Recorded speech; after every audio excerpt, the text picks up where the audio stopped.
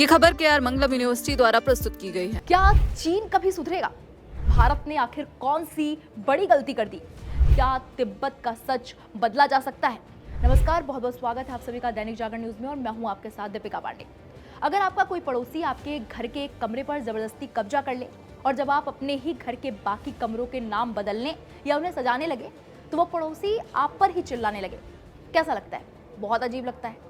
लेकिन चीन भारत के साथ पिछले कई दशकों से यही बचकानी और खतरनाक हरकत करता आ रहा है। हाल ही में भारत सरकार ने अरुणाचल प्रदेश में 27 जगहों के आधिकारिक नाम घोषित किए और एक नया नक्शा जारी किया। नक्शे में झीलें, पहाड़ें, दर्रे और हमारे सीमावर्ती गांव साफ दिखाए गए। बस फिर क्या था? ये देखते ही चीन बुरी तरह भड़क उठा। चीन के विदेश मंत्रालय ने बयान दे दिया कि वो अरुणाचल प्रदेश को मानता ही नहीं है और भारत का ये कदम गैर कानूनी है। अब यहाँ पर एक सवाल उठना जायज है कि चीन के इस पेट दर्द की असली वजह क्या है? सर्वे ऑफ इंडिया के इस नए नक्शे में भारत ने लोंगजू नाम के उस गांव को भी अपनी सीमा में साफ तौर पर दर्ज किया है जिस पर चीन ने 1962 की जंग से भी पहले यानी 1959 में गैर कानूनी तरीके से कब्जा कर लिया था। भारत ने इस नए नक्शे के जरिए पूरी दुनिया के सामने चीन की दादागिरी और चालबाजी का सच लाकर खड़ा कर दिया।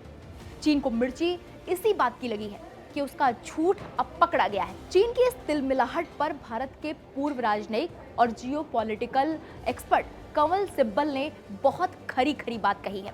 उन्होंने साफ कहा है कि भारत ने अतीत में तिब्बत को चीन का हिस्सा मानकर बहुत बड़ी गलती कर दी थी। चीन दुनिया के सबसे बड़े देशों में से एक है, लेकिन जमीन हड़पने की उसकी भूख कभी शांत नहीं होती। उसकी ये सोच उसकी पुरानी साम्राज्यवादी फितरत का हिस्सा है। चीन खुद ऐसी हरकतें करता है जिससे भारत उसे हमेशा अपना दुश्मन समझता रहे। अब सवाल उठता है कि तिब्बत का ये पूरा मामला आखिर शुरू कहां से हुआ था? कहानी शुरू होती है अक्टूबर 1950 से। चीन की सेना यानी पीएलए ने तिब्बत पर हमला करके उस पर कब्जा कर लिया। तिब्बत के लोग शांतिप्रिय थे और उनके पास चीन की विशाल सेना का मुकाबला करने की ताकत नहीं थी। चीन ने कहने को तो तिब्बत को स्वायत्त क्षेत्र यानी ऑटोनोमस रीजन बनाया, लेकिन सच ये है कि वहां का सारा नियंत्रण बीजिंग के हाथों में चला गया। जब चीन का अत्याचार हद से ज्यादा बढ़ गया तो 1959 में तिब्बत के धार्मिक और आध्यात्मिक गुरु 14वें दलाई लामा को अपनी जान बचाकर रातों रात तिब्बत से भागना पड़ा। भारत ने दरियादिली दिखाते हुए दलाई लामा और उनके हजारों अनुयायियों को शरण दी। आज भी तिब्बत की निर्वासित सरकार भारत के हिमाचल प्रदेश स्थित धर्मशाला से चल रही है। उस वक्त भारत ने अंतर्राष्ट्रीय स्तर पर चीन के साथ रिश्ते सुधारने और शांति बनाए रखने के लिए तिब्बत पर चीन के कब्जे को स्वीकार कर लिया था। भारत को उम्मीद थी कि इस भलमनसाहत के बदले चीन सीमा पर शांति बनाए रखेगा, लेकिन चीन ने भारत की सज्जनता को उसकी कमजोरी समझ लिया। तिब्बत पर कब्जा जमाते ही चीन की सीमाएं सीधे भारत के अरुणाचल प्रदेश और लद्दाख से लग गई और तब से चीन लगातार हमारी जमीन पर अपनी बुरी नजर गड़ाए हुए बैठा है। एक्सपर्ट का मानना है कि इतिहास में हुई इस एक गलती का खामियाजा भारत आज तक भुगत रहा है।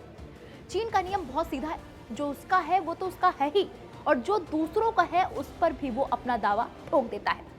लेकिन आज का भारत 1962 वाला भारत नहीं है। अब भारत न सिर्फ चीन को उसकी भाषा में जवाब दे रहा है, बल्कि सीमा पार तेजी से सड़कें, पुल और बुनियादी ढांचा मजबूत कर रहा है। अरुणाचल प्रदेश में 27 जगहों के आधिकारिक नाम तय करके और अपने नक्शे में कब्जाए गए भारतीय इलाकों को दिखाकर भारत ने चीन को ये साफ संदेश दे दिया है कि अरुणाचल भारत का अभिन्न हिस्सा था, है और हमेशा रहेगा। चीन चाहे कितना भी चिल्ला ले या ऐतराज जता ले, भारत अब अपनी संप्रभुता से 1 इंच भी पीछे हटने वाला नहीं है। फिलहाल इस पूरे मामले पर आपकी क्या राय है? हमें कमेंट सेक्शन में जाकर जरूर बताइएगा। बाकी बड़ी खबरों के लिए आप देखते रहिए दैनिक जागरण न्यूज। नमस्कार।